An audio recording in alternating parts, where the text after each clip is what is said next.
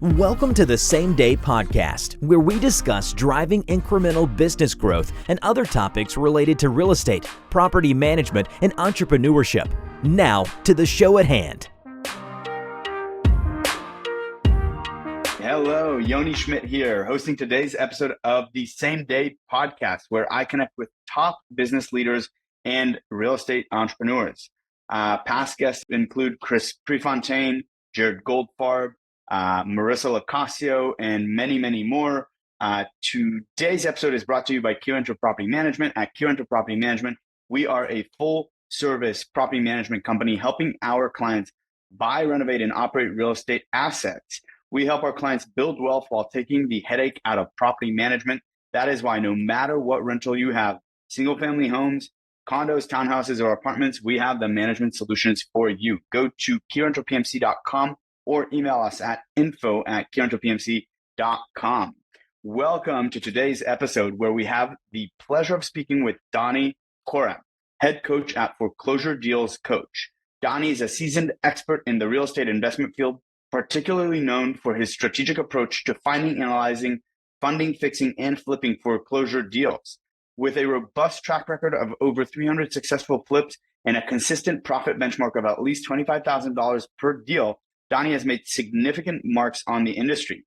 Having been featured on major media outlets like CNN, Fox News, CBS, ABC, Donny brings not just expertise, but a proven methodology to the table. His focus on empowering investors through education and practical insights, enabling them to turn foreclosure investments into profitable ventures. Today, he's here to share his insight and strategies, helping our listeners understand how they can also profit from foreclosures and make informed investment decisions. Join us as we delve into the intricacies of foreclosure investments with a coach who does more than just teach. He also transforms lives through real estate. Welcome to the show, Donny, and thank you for being here. How are you? I'm doing well, Yanni. That was an incredible intro, man. Thank you. That was I'm impressed by myself right now. So Thank you. Yeah, thank you.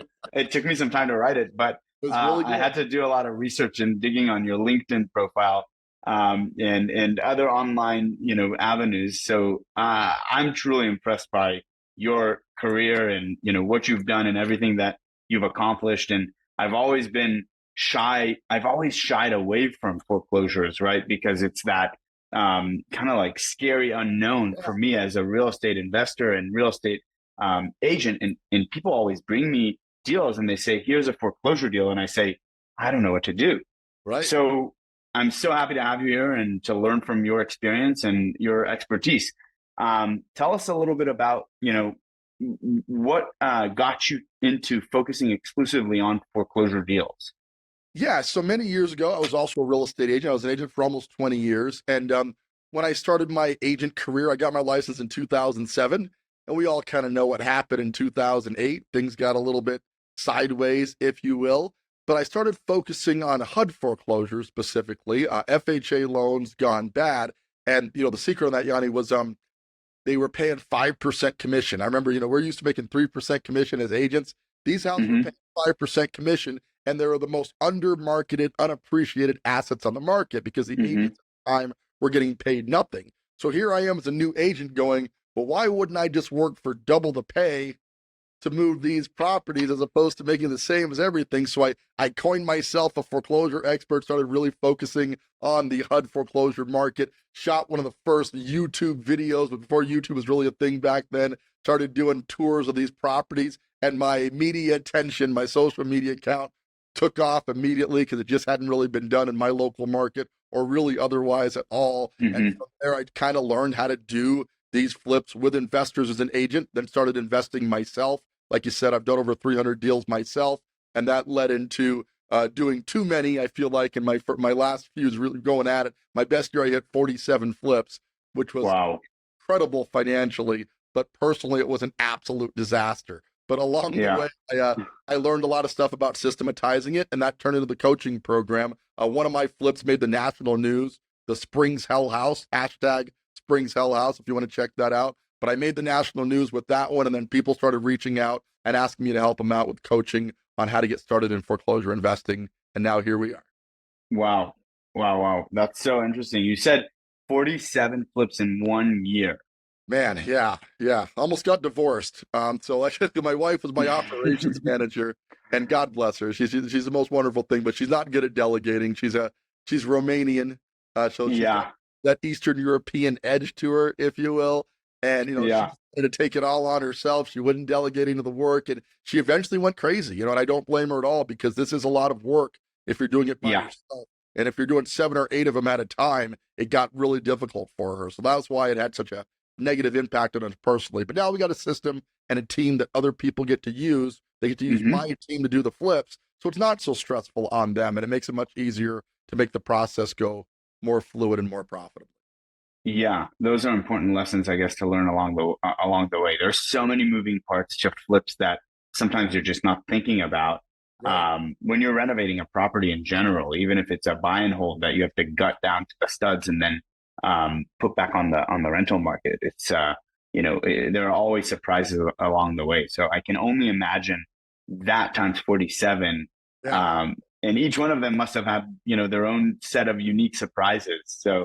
That was the thing. Like you never knew what you were going to get. And we literally had it all from squatters to, unexpected water damage in the walls, everything you see on the flipping shows. But imagine doing Yeah.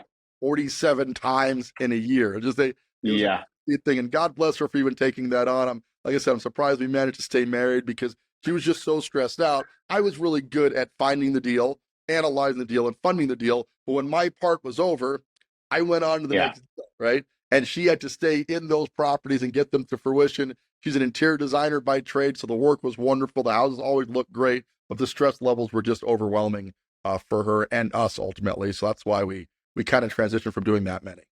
Right. Yeah. And I bet that, she wanted to do it all herself because no one will do it as good as she would. That's all. So Yes. that's probably something that I can definitely relate to, which is why, sometimes things just like slow me down.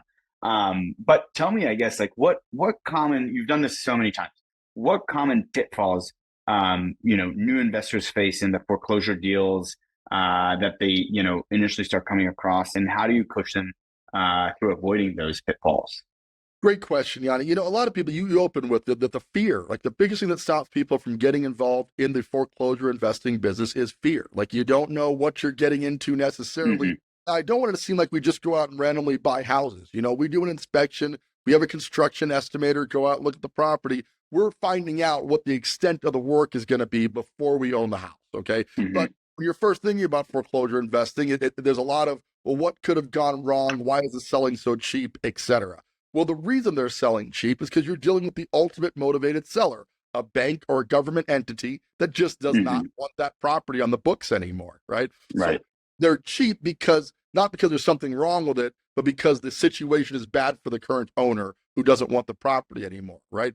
You are Hmm. now adopting all the problems that house has. And if you're doing proper research, it doesn't have to be frightening. It's just that people don't know how to do the research in time to make an executive decision on buying an under market property because other professional investors, they're acclimated to that, right? So by the Hmm. time you've done your homework and your analysis, my team has already identified all the problems, built the scope of work, and et cetera. So by getting into my system, you're getting a team that is acclimated to give you the data you need to make a decision very quickly so you don't lose out to other more experienced investors.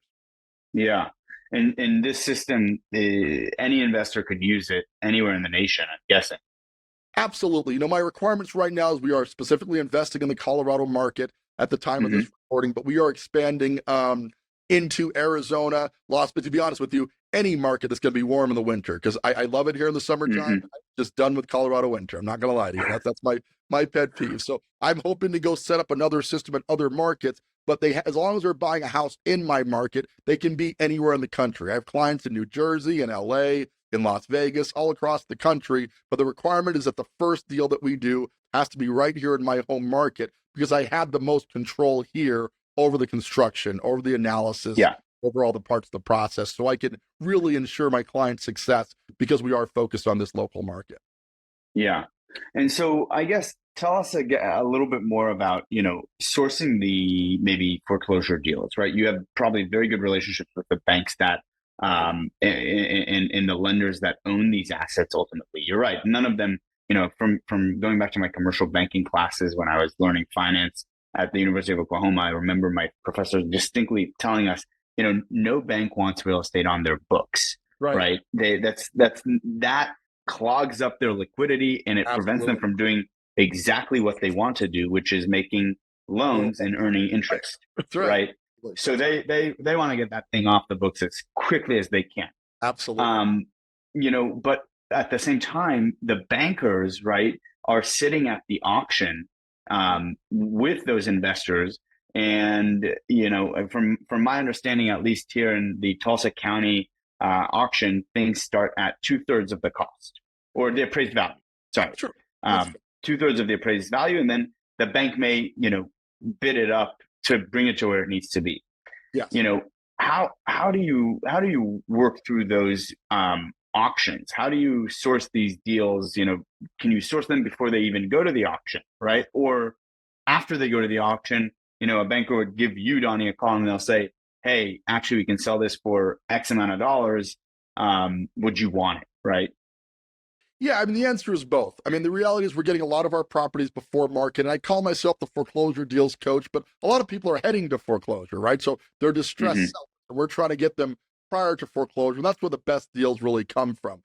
The recent years, there haven't been many foreclosures. For one thing, there's a huge moratorium on them in 2020 in the COVID crisis, right? And that hasn't quite caught up. So not a lot of properties are making it to the foreclosure status where the bank owns them, at least not as many have done in other years. The idea is that a deal is a deal. We prefer working with banks because, to your point, I have a lot of great relationships with lenders who want to offload property, but we're working a lot with private sellers right now who are just in trouble, and we find the deal. But the point, Yanni, is that people who have like a full-time day job, right, don't have time to go out there and scout for these opportunities. Like if you've got something else you got to do for a living, right, to make a lifestyle, it's hard to be pursuing opportunities in the foreclosure market.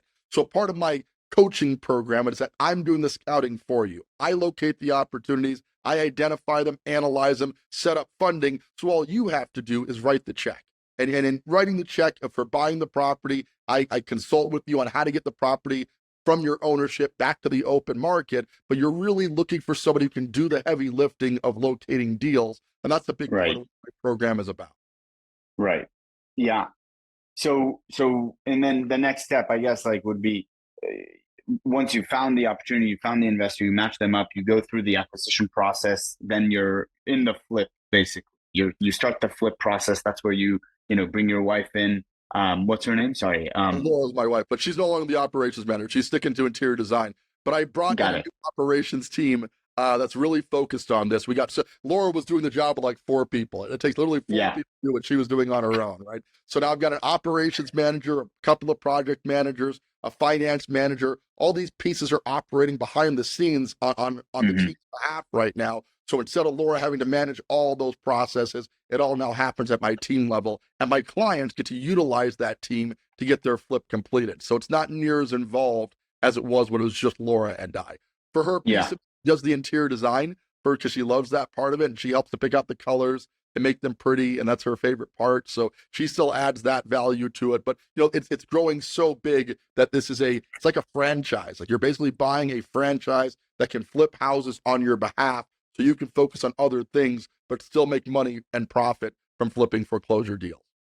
Yeah. And so walk us through, how you analyze these potential foreclosure deals and, ensure that they meet that like $25,000 profit benchmark. And what's the time frame, right? Are we talking 3, 6, 8, 9 months, something like that, or is it longer? Great question. Let's start with walking through the process, then we'll talk timeline a little bit. The process is on the analyze. There's a lot of stuff that goes into analysis, but I got it down to what I call it my KISS, or keep it simple, stupid, 3 numbers. I love that. Yeah. And the 3 numbers that matter on any flip are your acquisition price, what you're paying for it, right? Your rehab cost, what it's going to cost to remodel it, and your after repaired value, or what you intend to sell it for, right? Quick numbers. Let's assume we're buying a property for $300,000. That's our acquisition price, right?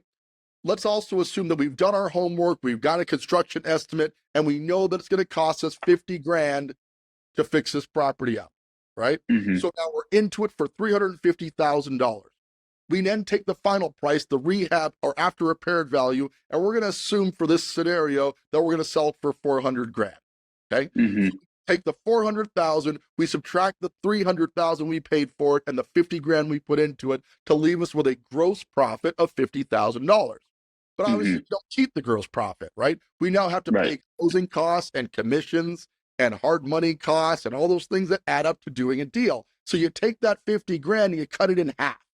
And that 50 grand now becomes 25 grand. So provided we have a gross margin of 50,000, it should result in a net margin of 25,000 almost every single time without fail, because we built in all the hard costs and we put our numbers and variables in there. Now, my analysis is far more thorough than that, but so people don't panic because they get an analysis paralysis, right? Right. Want to really overanalyze the deal. And so we do our quick analysis, and if the quick analysis checks out, then we can do a more detailed analysis and verify that rehab budget, verify the other pieces. But if the quick analysis checks out, it's generally worth exploring further. And that's how we do our analysis on the deal. Yeah, beautiful. And timeline-wise, something like that could take up to 6 months?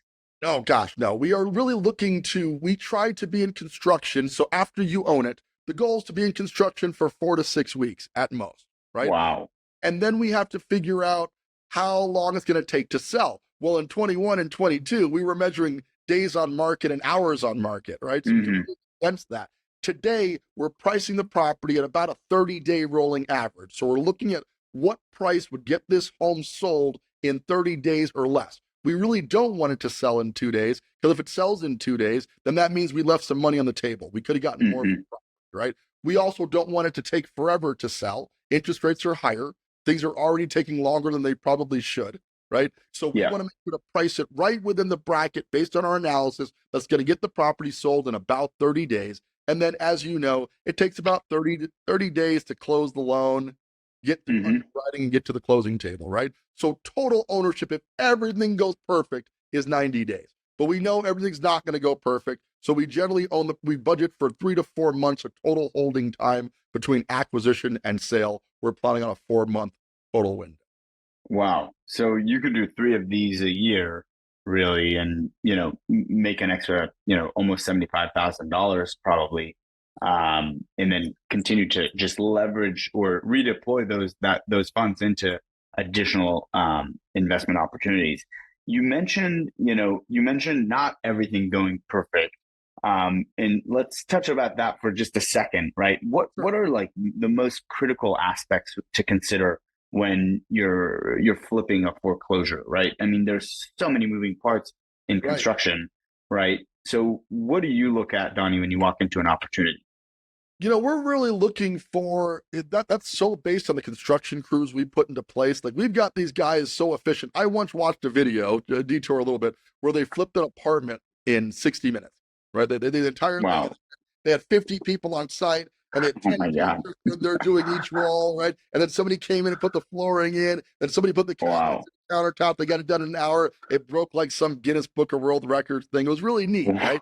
Yeah. That's not realistic. That's not realistic to get a house flipped in 60 minutes.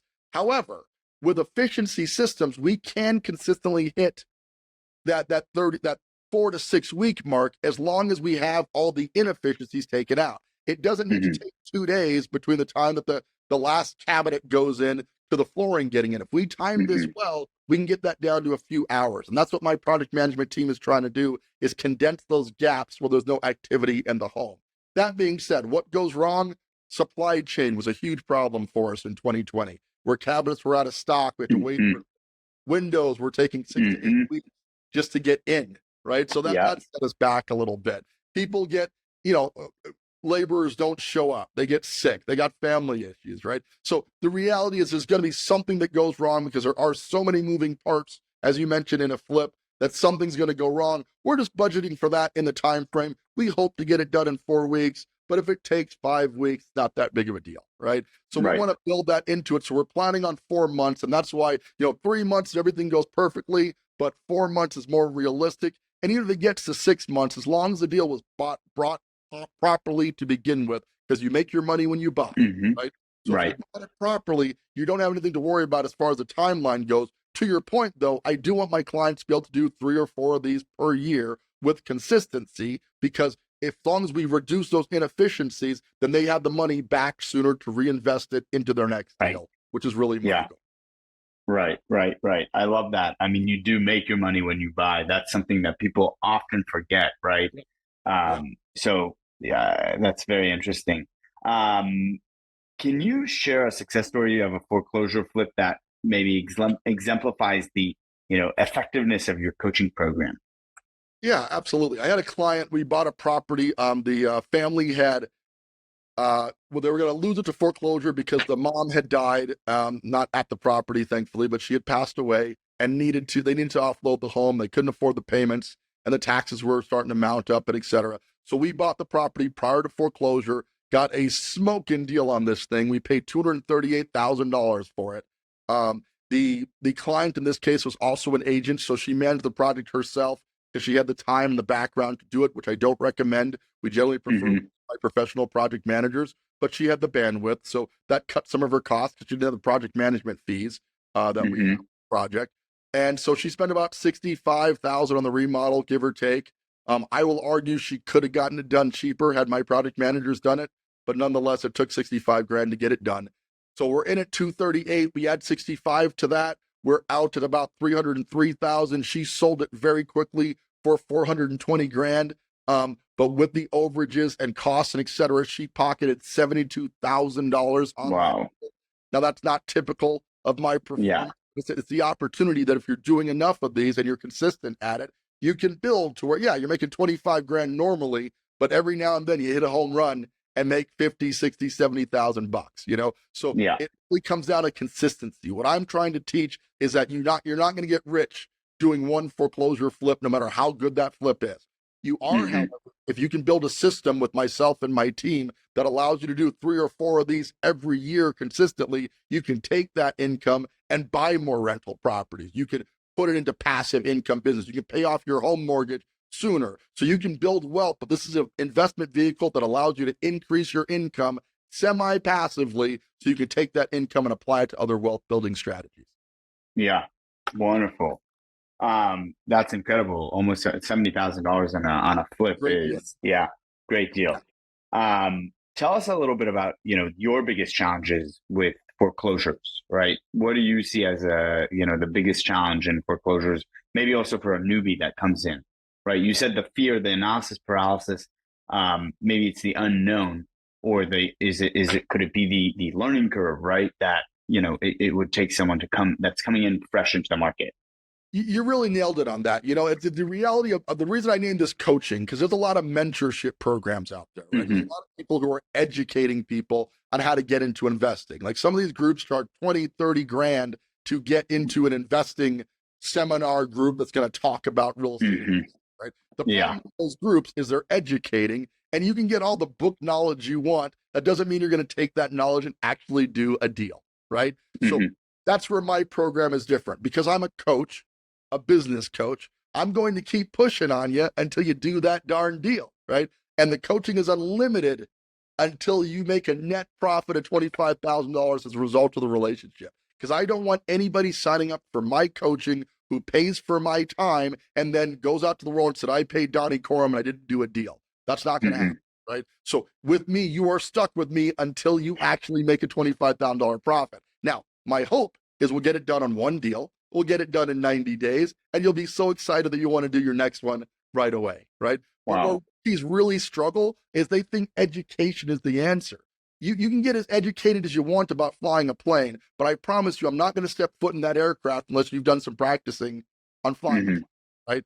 The same applies to foreclosure investing.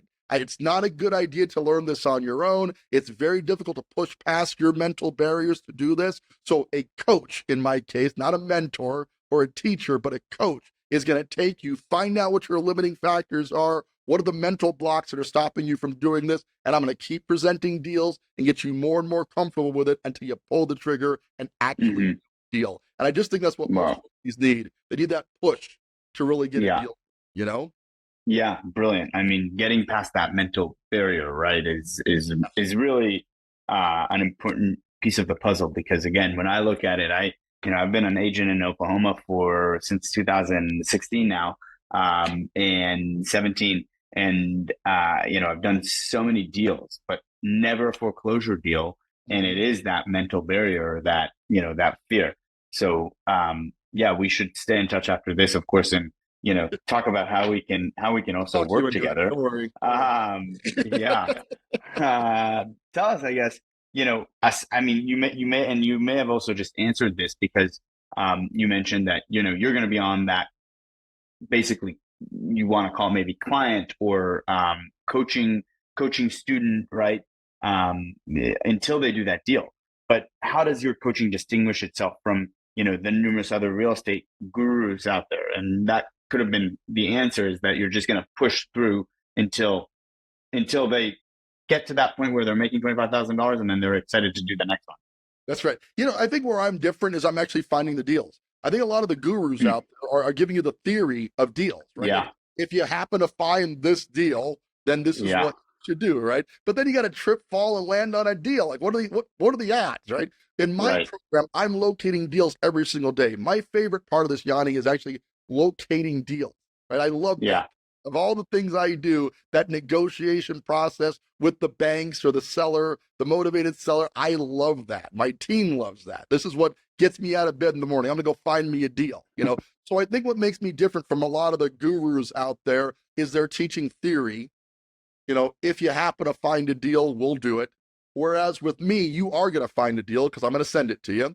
And then if you don't buy that one, I'm going to send you the one next week. And if you don't buy that one, I'm going to send you the one next week, et cetera, et cetera, et cetera, until you buy a deal, right? And that's the variable. No theory here. You're going to have actual deals that I'm putting together all the time, and you're going to do one of them, or I'm going to keep calling you until you do, right? I think what really separates me from the gurus is I'm really results focused. If you're not ready to do a deal, I'm not the right coach. I tell people that right up front. If you're in the evaluation education phase, not your guy. It's not what I do. Right.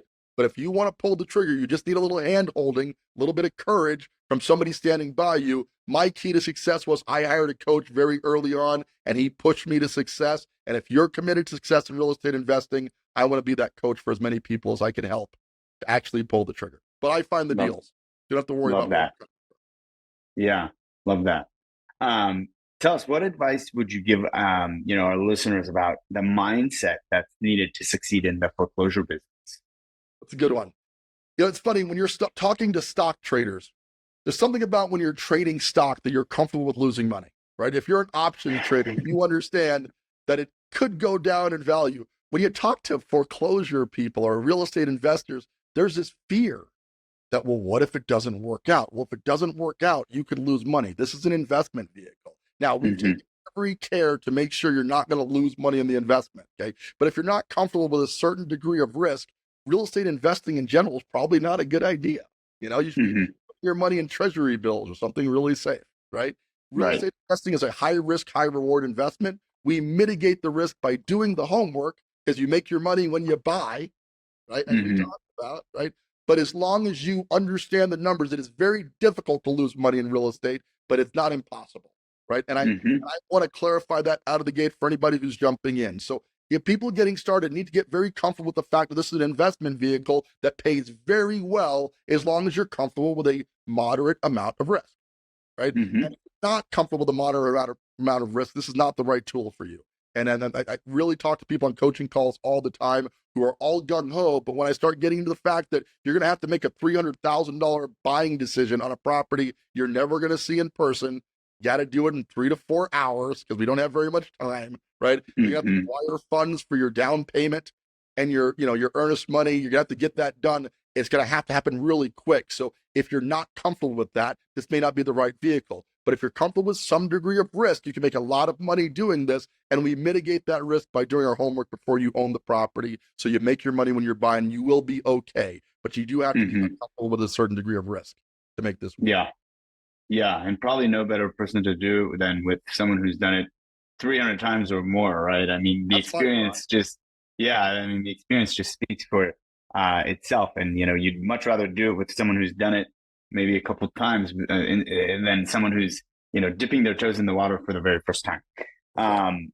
Wonderful. Tell us, I guess, lastly, what future plans do you have for Foreclosure Deals Coach? What are your plans? I know, sunny, the Sun Belt is where you've got your, eyes focused on. Those are going to be the lucky ones who get to, enjoy maybe another franchise or another extension of your business, another market. Tell us, how are you going to evolve the coaching services that you offer, and where are you headed next? Yeah, thanks for asking. Like I said, I just want someplace warm, but also we are doing a lot of research on where the foreclosures are taking the most effect on the market right now. So Mm-hmm. a lot of it's the analytics on what's best for my clients. And every market has opportunities in it, but some markets are going to have more opportunities than others. If we combine the market opportunities with my desire to be someplace warm, I think we'll find a nice place to land here sometime soon. But we are definitely looking at Phoenix. The Phoenix Mm-hmm. market got a lot of potential right now, and it's warm year round, so that excites me. And it's a short hour and a half flight from where I am, so it's easy to get there. Las Vegas, has a lot of potential. They experience really big booms and swings, Mm-hmm. and they go back and forth, and they're heading towards a potential crisis right now. So that's also interesting. But honestly, the city we end up in next is not going to be a well-known one. Like, we're doing a lot of work in Pueblo, Colorado, just to the south of me right now, Yeah. because it's 30 miles south. It's a small town, and it's set for gentrification, right? So the Mm-hmm. combination of a bunch of foreclosures and the fact that Colorado Springs has gotten so expensive that people are feeding now south in the Pueblo, that's what we're looking for. Is both a combination of a lot of foreclosures and a lot of push for affordable homes nearby to another city that's going to feed into that one, right? So, Colorado Springs used to be the feeder town for Denver, Colorado. And Mm-hmm. for years, that was the case. People commuted, from Colorado Springs to Denver because the good jobs were in Denver. Well, now Colorado Springs has gotten so expensive that people are going to Pueblo and commuting up here. With Mm-hmm. the invent of electric cars, we don't have to worry about fuel as much now, right? And now that most people can work from home, it's now no longer as location dependent as it used to be. So where I'll end up Mm-hmm. next will be warm for sure, and it will have a climate that's poised for growth. And we're doing the right analysis now to make sure that wherever we go, we focus our attention on next, get our construction crews dialed in, our project management teams dialed in. Most of my team is virtual now anyway. My operations manager is based in Chihuahua, Mexico. My funding Wow. manager is in Atlanta, Georgia. So we can work from anywhere already, but construction has to be local. We want to make sure we've Right. got a good team when we arrive on site that can do the work for these properties before we get there. Right. Yeah, that's such an important piece of the whole puzzle is your contracting crews. That's great. Pueblo, Colorado. I've heard of Pueblo actually. Someone had mentioned to me that it's an interesting market. So for those of you who haven't, you heard it here first on the Same Day podcast by Donny with Donny Coram. That's very interesting. One other question before I open it up for you to, leave us with your thoughts. Sure. You mentioned that you're doing a lot of research in terms of, opportunities, market environments. What's the next good market for your business and for your coaching, program? Have you looked into Austin, Texas, for example, which is a frothy market that we all know has, I believe now, the highest rate of foreclosures in the United States as of, what is it now? May 17th of 24, right? Foreclosures are popping up everywhere in Austin, Texas. Have you heard anything about that? I have, and I'm a big fan of Austin. I'm a music guy myself. So Austin's a great music town, so there'll be a great, and it's warm year round. Yeah. Austin has made our radar a couple of times, and we're definitely looking down there. I think the big variable, it really comes down to the construction setup. Like, I could set up shop anywhere, but it's where are we going to focus building the relationships that we need to dial it in that market. As for instance, here in Colorado Springs, we own a flooring store. So my wife's kind of full-time gig now is running the flooring store. So obviously I got a major hookup on the flooring for my clients. They get a benefit from that discount as well. So we've got to set those relationships up and focus on, but what's driving it? Exactly what you said. We're looking at where the heavy amounts of foreclosures are going to be. And, to answer your question about vision, I want Foreclosure Deals Coach to be national. I want to be working in every market, everywhere eventually. I want it to be as common as a Subway franchise, right? But it really is just a matter of time before we can get those systems put together, find the right clients who are already in that market, looking to buy in that market. Though my clients are all over the country and buying in Colorado, it's nice to have a certain base of people in that local market so I can focus some energy on building those relationships with my clients, Right. contractors that we need to make it all work. So it's just Yeah. time at this point, Yanni. Just once I get the momentum and really get Colorado dialed in, I'm going everywhere, but I'm going to head south first because I do not want to. I'm just done with Love that. Amazing. Anything else that you would leave our listeners with today? As my slogan goes, don't buy a house, buy a deal. But to dive that deeper, it's so important to act right now. The market is shifting before our eyes. People are going to be on the sidelines wishing they had gotten involved in this. So if you're somebody who really wants to get involved in foreclosure investing, millions of dollars, if not billions of dollars of wealth was created in the 2007, 2008 crisis. People only saw that as a market where a bunch of people lost money. But the reality was wealth transferred at a very high degree during that time to people who understood how that market worked. So get out in front of this. Don't wait for it to happen and wish you had gotten involved, but rather bring me on board. If you're ready to do this, let's talk. Go to foreclosuredealscoach.com. Let's talk about whether this is the right fit for you. If you're in the right financial position, let's do a couple of deals right here in the Colorado market together and then see where we expand from there into your home market or wherever else you really want to invest. I can find deals anywhere, but don't buy a house, buy a deal. Love that. We're going to put that link in the bio and link below, in the bio and comments below. So if you are looking to connect with Donny, go to his website and reach out to him through there. Donny, thank you so much for being here today, educating us about the foreclosure world. And I hope that one day that you and I can do a deal together. I would love that, Yada. Let's stay in touch, man. I'm certain we can put one together at some point. Love it. Thank you. See ya. Thanks for listening to the Same Day Podcast. Tune in to a new show each week and be sure to subscribe to get future episodes.